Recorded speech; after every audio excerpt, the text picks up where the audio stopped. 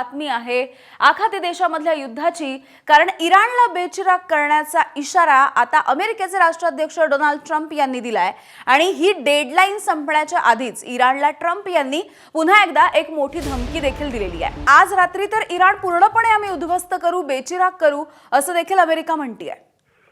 नक्कीच यामिनी 12 तासांपेक्षा सुद्धा कमी कालावधी बाकी आहे ज्याच्याशी संबंधित डोनाल्ड ट्रम्प यांनी एक प्रकारे डेडलाईन दिली होती आणि भारतीय वेळेच्या अनुसार साधारणतः वेन्सडे बुधवारी पहाटे 5:30 वाजेपर्यंतचा तो वेळ त्या ठिकाणी आणि त्याच्या काही तास अगोदरच 3 महत्त्वाच्या घटना घडलेल्या आहेत। एक ट्विट ज्याचा तुम्ही त्या ठिकाणी रेफरन्स देताय, ज्यामध्ये त्यांनी स्पष्टपणे सांगितलेलं आहे की जर इराणनं आमच्याशी करार केला नाही, चर्चा त्या ठिकाणी केली नाही, तर संपूर्ण पर्शियन संस्कृतीच आम्ही त्या ठिकाणी संपवून टाकू, संपूर्ण इराण उद्ध्वस्त करू, हे पुन्हा एकदा त्यांनी ट्विटच्या माध्यमातून सांगितलेलं आहे। दुसरी महत्त्वाची गोष्ट म्हणजे इराणच्या अर्थव्यवस्थेची नाडी असणारं खार्ग आयलँड जे आहे, त्या खार्ग आयलँडवर प्रतिकात्मक असा हल्ला काही तास अगोदरच अमेरिकेनं आणि इस्रायलनं त्या ठिकाणी केलेला आहे आणि काही महत्त्वाचे रेल्वे ब्रिज हे इराणमधले उडवण्यामध्ये सुद्धा जे आहे अमेरिका आणि इस्रायलच्या सैनिकांना यश मिळालेलं आहे। म्हणजेच एक प्रकारे जे आहे असं टोकनिझम, असं सिम्बॉलिझम ते त्या ठिकाणी करतायत की काही तासाच्या आतच जर आम्ही या ठिकाणी पोहोचू शकत असू तर आम्ही खूप मोठा विध्वंस करण्यासाठी पूर्णतः तयार आहोत।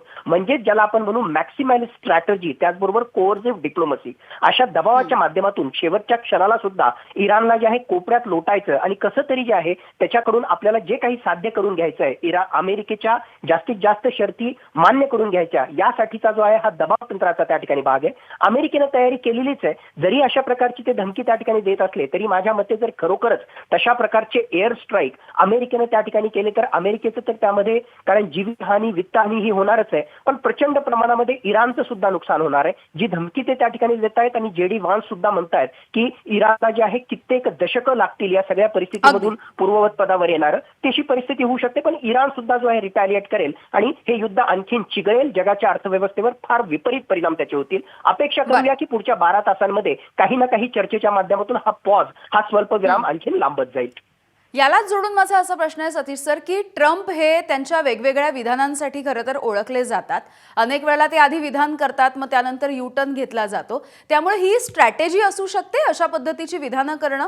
माझ्या मते ही स्ट्रॅटेजीच आहे। जसं मी म्हटलं की मॅक्सिमॅलिस्ट स्ट्रॅटेजी किंवा ज्याला आपण म्हणू कोअर्सिव्ह डिप्लोमसी, अशा प्रकारची विधानं करायची, दुश्मनावर एवढा जबरदस्त त्या ठिकाणी जो आहे प्रेशरायझिंग टॅक्टिक त्या ठिकाणी ठेवायचं आणि त्याच्या सोबतीला मिक्स्ड सिग्नल्स द्यायचे। म्हणजे त्यांच्याच विधानांमध्ये एका बाजूला जे आहे ते जबरदस्त एका एंडचं विधान करतात आणि दुसऱ्या बाजूला जे आहे चर्चेची भाषा करतात। या विधानांमध्ये सुद्धा जे आहे जबरदस्त आक्रमकता दाखवतायत, पण दुसऱ्या बाजूला जेडी व्हान्स म्हणतात की डोनाल्ड ट्रम्प यांनी सांगितलेलं आहे की इराणशी संबंधित चर्चा करून जे आहे पीस, एक प्रकारे शांतता त्या ठिकाणी प्रस्थापित होईल। अशा प्रकारचे मिक्स्ड सिग्नल देणे हा माझ्या मते रणनीतीचाच भाग असू शकतो आणि दुश्मनावर म्हणजे थोडक्यात इराणवर जो आहे हा दबाव तंत्राचा भाग आहे।